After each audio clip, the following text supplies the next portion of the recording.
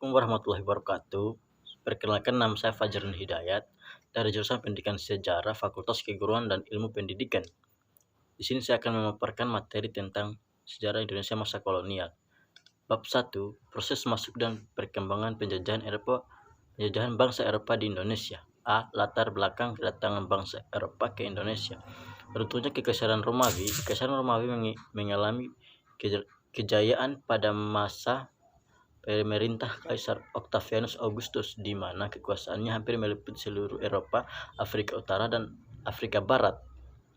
Namun setelah runtuhnya Kekaisaran Romawi ini pada tahun 476 Masehi, berakibat pada kemunduran jalinan dagang antara Asia dengan Eropa yang mengakibatkan kehidupan wilayah tersebut semakin merosot. Perang Salib merupakan perang yang melibatkan masyarakat dan Eropa, melewati Turki, Seljuk, dan orang Arab. Perang ini disebut Perang Salib oleh orang Kristen dan Perang Suci oleh orang Muslim. Perang ini berlangsung selama 200 tahun dan terbagi 7 periode. Perang ini disebabkan karena perebutan kota Yerusalem. Akhirnya kota ini direbut kembali dari tangan Raja Kristen yang telah berkuasa selama 100 tahun. B. Proses masuknya bangsa Eropa ke Indonesia. Pada permulaan abad pertengahan, orang-orang Eropa sudah menguasai hasil bumi dari dunia timur, termasuk rempah-rempah dari Indonesia. Dengan jatuhnya Konstantinopel ke tangan Turki Utsmani (1453) mengakibatkan hubungan perdagangan antar Eropa dan Asia Timur dan Asia Barat (Timur Tengah) terputus. Hal ini mendorong orang-orang Eropa mencari jalan sendiri ke dunia timur untuk mendapatkan rempah-rempah yang sangat mereka butuhkan melalui penjelajah samudera. Masuknya bangsa Portugis ke Indonesia. Bangsa Portugis telah berhasil mencapai India pada tahun 1498.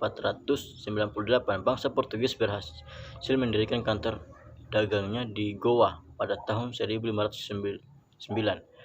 Pada tahun 1511, di bawah pimpinan de Albuquerque, Portugis berhasil menguasai Malaka, dan dari Malaka di bawah pimpinan de Abreu tahun 1412, Portugis telah sampai di Maluku dan diterima baik oleh Sultan Ternate yang pada waktu itu sedang bermusuhan dengan Tidore.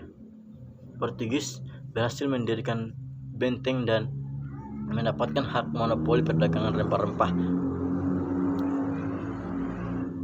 Selain mengadakan monopoli perdagangan rempah-rempah di Maluku, Portugis juga aktif menyebarkan agama Kristen (Katolik) dengan tokohnya yang terkenal ialah Franciscus Xaverius. Portugis itu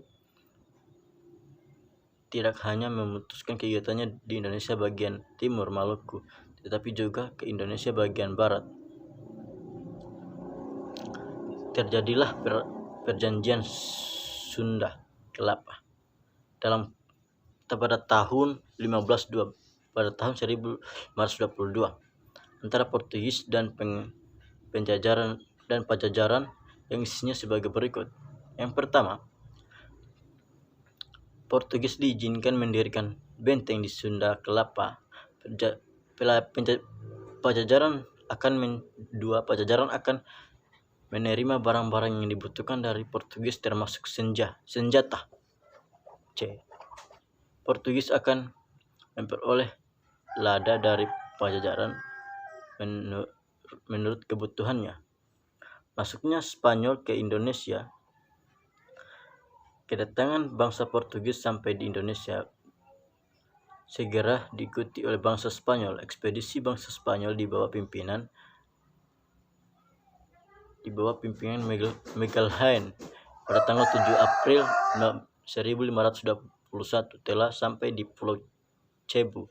Rombongan Magellan diterima baik oleh Raja Cebu, sebab pada waktu itu Cebu sedang bermusuhan dengan Mactan. Persekutuan dengan Cebu ini harus dibayar mahal Spanyol, sebab dalam peperangan Magalhaen terbunuh. Dengan meninggalnya Magalhaen, ekspedisi bangsa Spanyol di bawah pimpinan Sebastian del Cano melanjutkan usahanya untuk menemukan daerah asal rempah-rempah dengan melewati kepulauan Cagayan dan Mindanao. Akhirnya sampai di Maluku pada tahun 1521. Kedatangan bangsa Spanyol ini diterima baik oleh Sultan Tidore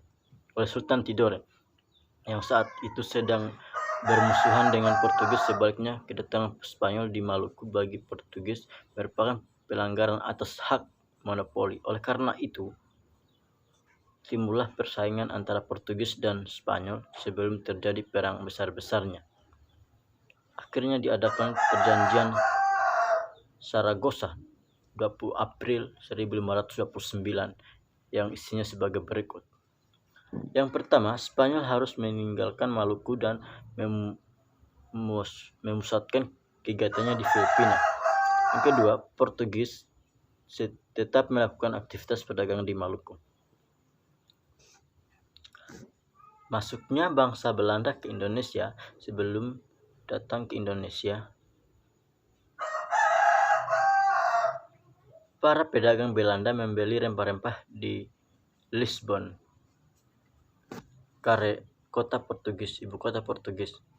Pada waktu itu, Belanda masih berada di bawah penjajahan Spanyol. Mulai tahun 1585, Belanda tidak lagi mengambil rempah-rempahnya dari Lisabon karena Portugis dikuasai oleh Spanyol dengan putusnya hubungan perdagangan.